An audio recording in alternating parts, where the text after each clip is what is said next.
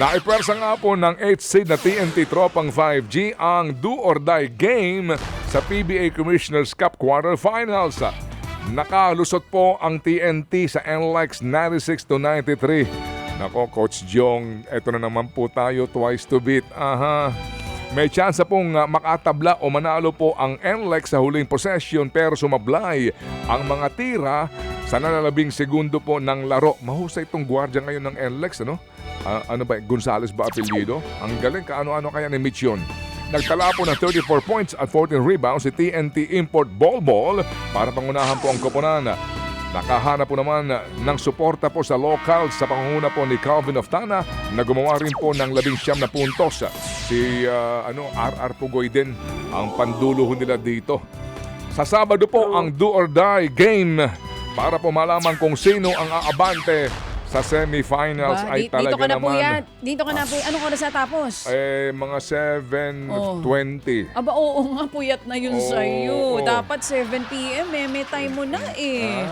Puyat ka ng 20 minutes. Hindi kasi nga, anyway, sige. Ito ho na naman. Nako, Coach Luigi, ito na naman tayo. Twice to beat. Ito na naman tayo. Baka Go! maulit na naman yung dati. Aha. Ito, dikit din po ang naging laban ng Magnolia Hotshots at ng Meralco Bolts. Binura ng Meralco Bolts ang 19-point lead ng Hotshots sa isang punto ng laro. Pero bigo silang maagaw ang panalo. Sa huli na naipong Magnolia 95-89. Gumawa ng 21 puntos sa 12 rebounds si Hotshots import Clint Chapman.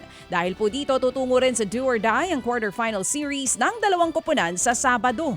Samantala sa iba pang balita, Mga kapatid, good luck ha! Coach Luigi, ano yan?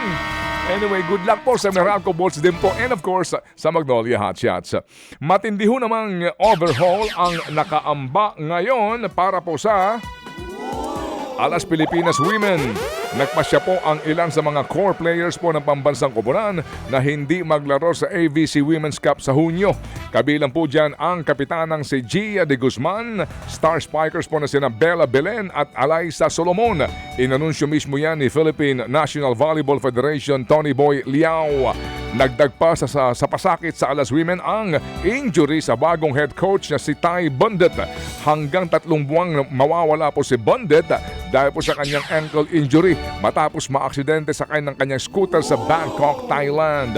Gaganapin po ang AVC Women's Cup mula June 6 hanggang 14 sa Candon City doon sa Ilocos Sur. Samantala, eto na. Matapos po ang 14 stages, hinirang na individual overall champion sa 2026 MPTC Tour of Luzon ang Russian cyclist na si Nikita Shulchenko. Nakapagtala po ng overall time na 41 hours and 11 minutes and 10 seconds ang pambato ng LCW UAE. Mag-uuwi po si Shulchenko ng 1 milyong pisong premyo. Kinapos po ang French na si Antoine Hubby at nagtapos sa ikalawang pwesto. Sa kabila naman po ng pagkakapanalo niya sa huling leg ng torneo. 1 minute and 34 seconds ang lamang sa kanya ni Shulchenko. Sayang, lapit na.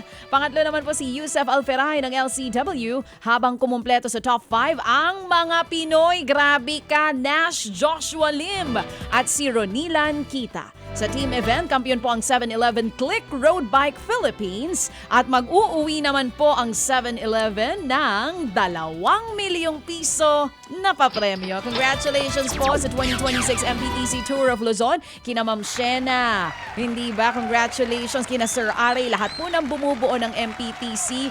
Kaya Coach Glenn, sa inyo pong lahat dyan, congratulations sa isang matagumpay na 2026 MPTC Tour of Luzon.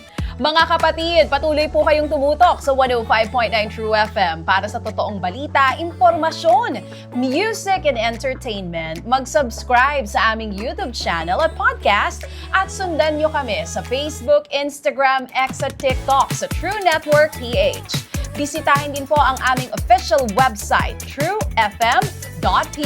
At panoorin din kami sa True TV Signal, Channel 19. Kami po ang 105.9 True FM.